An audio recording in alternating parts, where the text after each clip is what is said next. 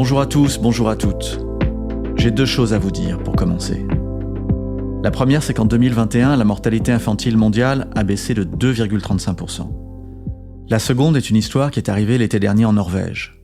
Lotte, une petite fille de 2 ans, traîne dans la salle de bain quand soudain un python surgit des toilettes et l'avale. Le temps que ses parents tuent le serpent et libèrent leur fille, elle avait suffoqué, elle était morte. Cette histoire, vous en avez peut-être entendu parler. Elle a bouleversé la planète. Elle est horrible, cette histoire. Elle est atroce. Et normalement, si vous êtes humain, vous ressentez à l'instant un malaise profond. Eh bien, respirez. Lotte n'existe pas. J'ai tout inventé.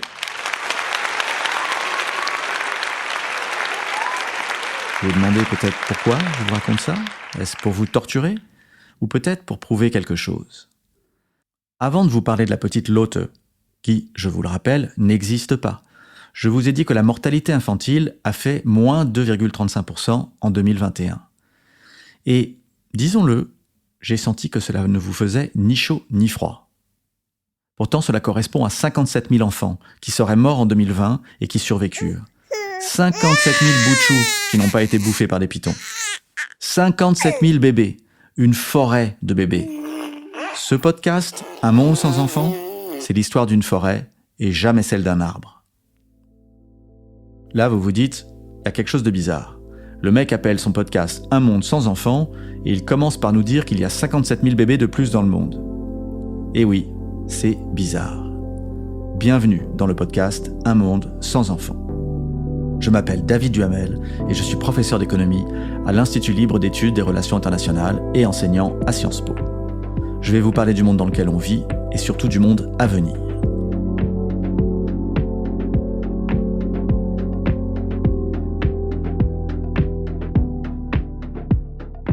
Le nom chic pour parler d'un monde sans enfants, c'est la seconde transition démographique. La quoi ? Eh oui, je sais, personne ne sait ce que c'est. La seconde transition démographique, c'est ce moment dans le développement d'un pays où la population cesse de faire assez d'enfants pour se renouveler. Aujourd'hui, plus de la moitié des pays de la planète ne font pas assez d'enfants. C'est le cas de presque tous les pays riches et d'un gros paquet de pays ni riches ni pauvres, on les appelle les émergents.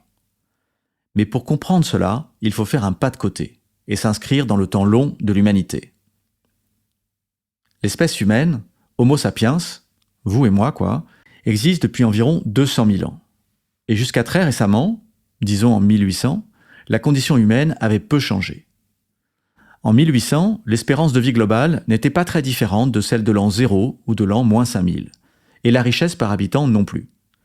Environ 98% de la population était misérable, c'est-à-dire vivait avec moins de $2 par jour. Et si vous étiez une femme, c'était pire.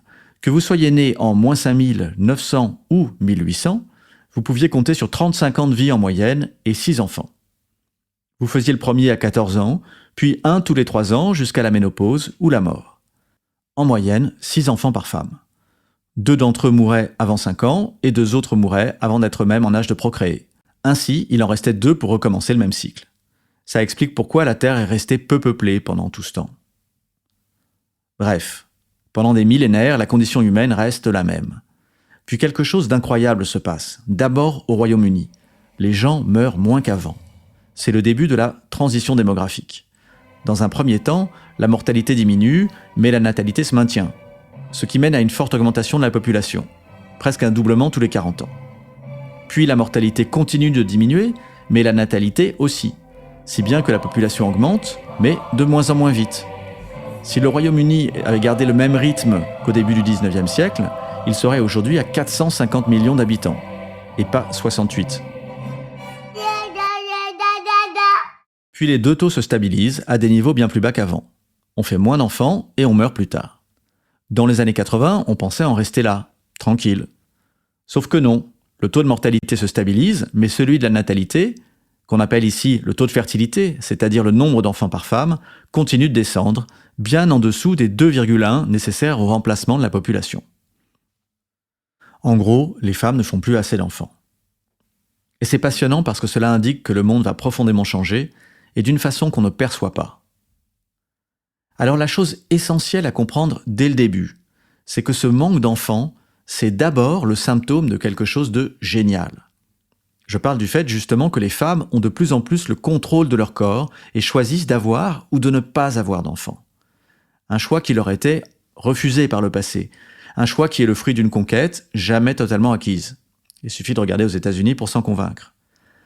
Dans ce podcast, je vais souvent regretter que les femmes ne fassent pas plus d'enfants, je vais parler du taux de remplacement comme d'un idéal, et je vais réfléchir aux façons de remonter la fertilité.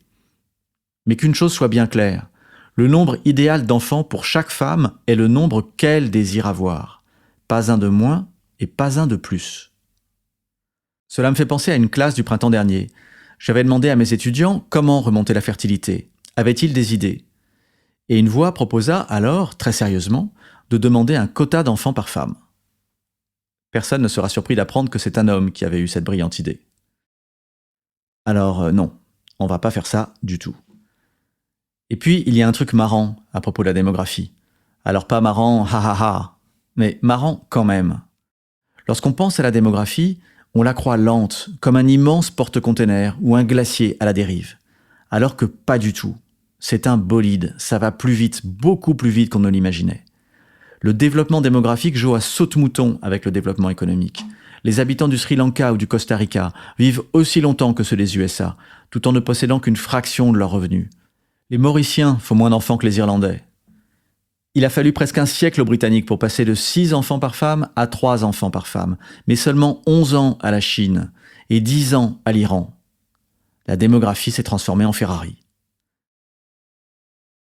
En 1973, Soleil Vert, un film américain, racontait un futur horrible où pour que le monde survive, on lui donne à manger ses morts. What is the secret of Soylent Green?